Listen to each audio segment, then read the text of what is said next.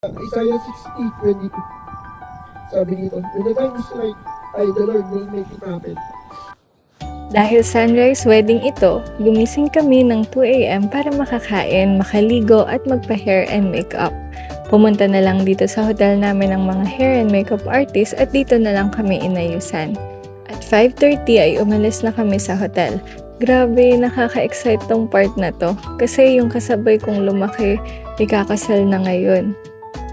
And thank you Lord for this kasi alam nyo ba na ang weather forecast dito sa Batanes during our stay is maulan. Thunderstorm pa nga ang nakalagay eh. Pero tingnan nyo naman, napakaliwalas at napakaganda ng panahon. Isa pa itong bulkan na ito. Bihira daw yan magpakita ng ganyan. Lagi daw yan may nakatabing na ulap, pero ito, nagpakita siya. Nakakaloka lang yung hangin kasi nai-reveal yung Crocs ko. Kasi naman, pag nagta-travel talaga ako, ay travel light lang. Isang pansuot sa paa lang, yung dinadala ko.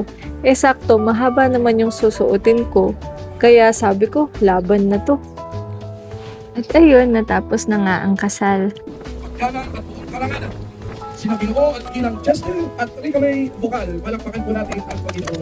Nagkaroon lang ng konting photoshoot at videoshoot ang mag-asawa and then, nag-proceed na kami sa reception. Ang napili nilang reception ay ang Shanadels Inn and Cafe. Breakfast buffet siya and masarap naman yung pagkain nila.